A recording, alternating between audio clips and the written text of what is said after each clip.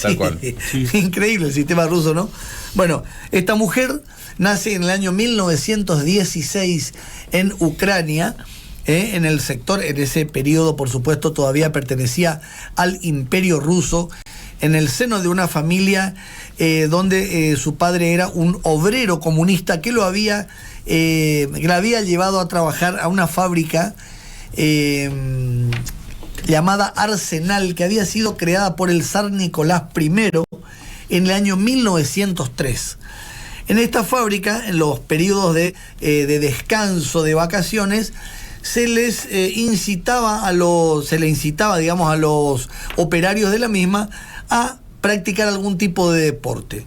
Bueno, ella primero se inclinó por el ámbito de la aviación, vio que no era su ambiente, el aire no era su elemento, hasta que un compañero de la misma fábrica la lleva a una práctica de tiro, donde ella se enamora automáticamente de esta práctica deportiva por ese entonces. Estamos hablando la década del 30, cuando ella contaba con escasos 16, 17 años, hasta que, es decir, obtiene una especie de diploma por ser muy buena, excelente tiradora, y allí se produce justamente el 22 de junio del año 1941 la invasión, la operación Barbarroja, Jorge, la invasión por parte del ejército alemán de la Wehrmacht del territorio soviético, que hasta ese momento tenían una suerte de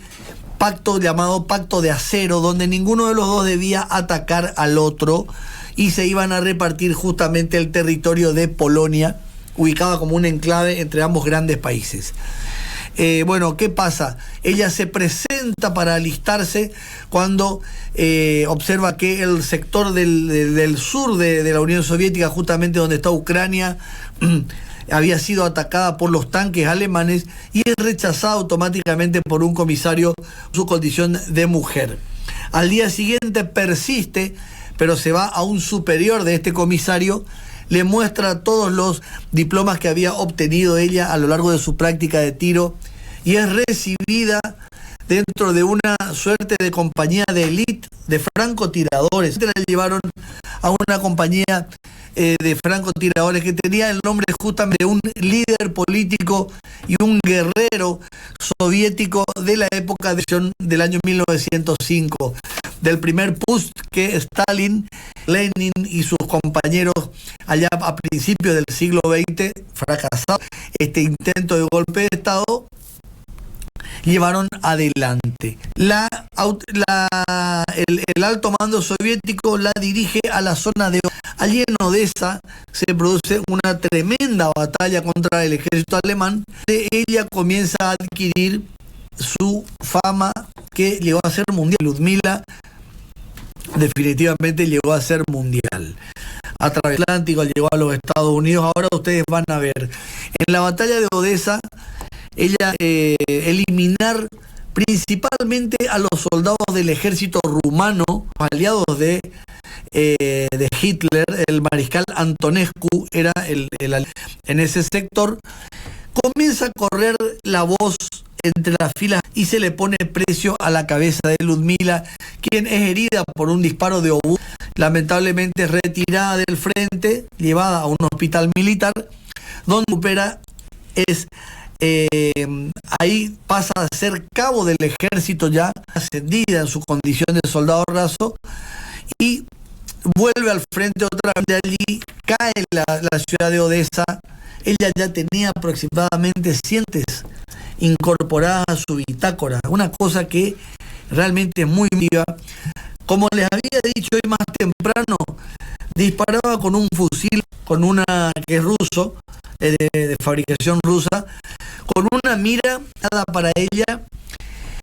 Tenía balas de casi 10 gramos de peso.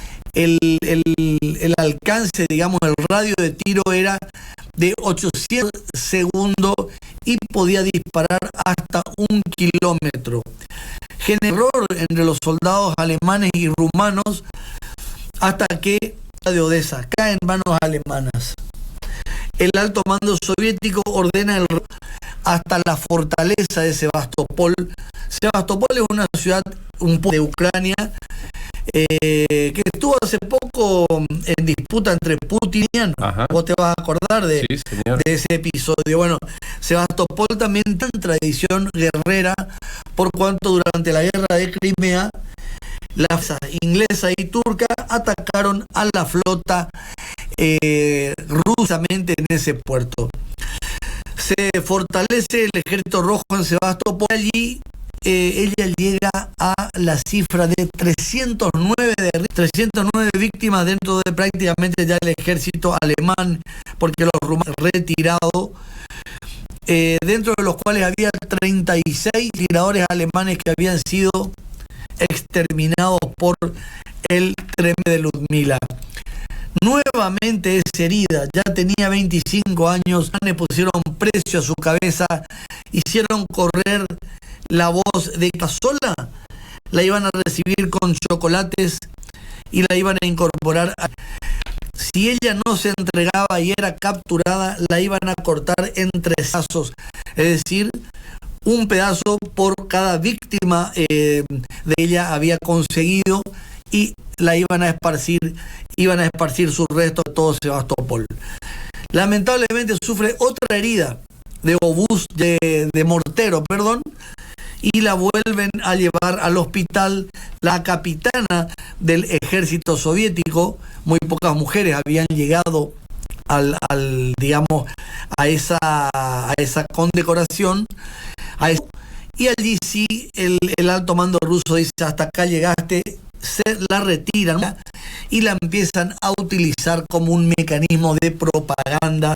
¿Por qué? Porque justamente Stalin lo que necesitaba era el convencimiento de Franklin Delano Roosevelt, el presidente norteamericano, de que segundo frente, es decir, que desembarquen en Europa los americanos, se abra el segundo y de esa manera descompriman la tremenda presión que el ejército venía ejerciendo sobre la Unión Soviética. Recordemos que a todas luces, así como durante la Primera Guerra Mundial, el tremendo peso de la guerra recayó y el ejército francés, claramente hay que decirlo que en la Segunda Guerra, 20 años después, el peso total casi de la guerra recayó soviética y sobre el ejército rojo.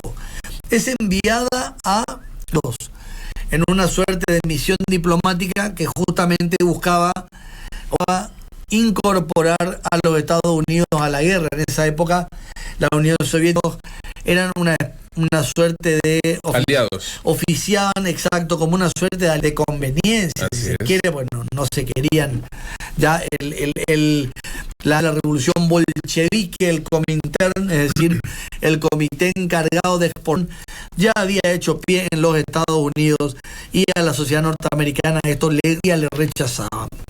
Se hace muy amiga de Eleanora Roosevelt, la mujer, la primera dama americana, a quien a que visite también la Unión Soviética. Es maltratada por la prensa norteamericana, no cayó, no había uno a saber por qué razón. Yo creo que principalmente porque no aceptaban que una mujer sea heroína del ejército rojo, ¿no? Inclusive llegaron a poner, ¿cómo decirlo?, en cuestionamiento la cantidad de víctimas que ella había logrado. Pero ella saca una bitácora que le había capturado de un francotirador alemán, donde tenía las bajas que ella le había generado. Mira, al ejército. Todo contabilizado. No, totalmente contabilizado por el propio enemigo. Por eso es que ellos manifestaron que la iban a partir la iban a cortar en 309 pedazos. Bueno, regresa a la Unión Soviética, donde forma parte del cuartel general. Con el correr de los años, Eleanora Roosevelt va a visitar a la Unión Soviética, diplomática, porque el marido ya no era el presidente de los Estados Unidos. Fíjate vos lo que es. No la dejan a ella recibirla sola. Tenía que estar presente, oficial de la KGB, escuchando todo lo que hablaba con su amiga en un momento. le permite, digamos, estar sola, y Eleanora le hace entrega de un abrigo de piel que en su oportunidad efectuar como regalo. Termina convirtiéndose Ludmila en una leyenda, recibe la orden de Lenin, recibe la orden de la orden del trabajo, bueno, toda una serie de condecoraciones que tanto el soviético como el Politburó, es decir, el buró político de la Unión Soviética, daban a todos aquellos que habían luchado en la llamada Gran Patria. Ellos no la llaman la Segunda Guerra Mundial, ellos la llaman la Gran Guerra, que va desde 1941, obviamente, hasta 1945. Nos cuentan desde el 39. Ella se retira joven a la vida apacible con su familia. Ya no estaba casada con Pavlyuchenko, se había con un francotirador al que habían asesinado en una batalla también. Alguien del gremio, digamos. Sí, exactamente. Sí, como la misma historia de Vasily Zaytsev en ese romance que tiene Anya Chernova en esa tan bonita película de Enemigo al Acecho, ¿no? Sí. Con Ed Harris, Rachel Weisz, el gran actor inglés Jude Law. Bueno, la misma llamó la atención justamente ese detalle. Bueno, lo matan a su novio, llega al cuerpo de su novio 5 kilómetros bajo la nieve, para que reciba la debida sepultura, pero luego se vuelve a casar, forma una, y lamentablemente a los 58 años, en el año 1974, de un derrame, muere en la ciudad de Moscú, en la capital del Imperio Soviético, Lara Pavlyuchenko, quien pasa a la historia como la mujer, la letal más grande de la historia de todos los tiempos, a tal punto que en sus Estados Unidos le habían apodado Lady Death, Lady Muerte. Esta es la historia entonces de Ludmila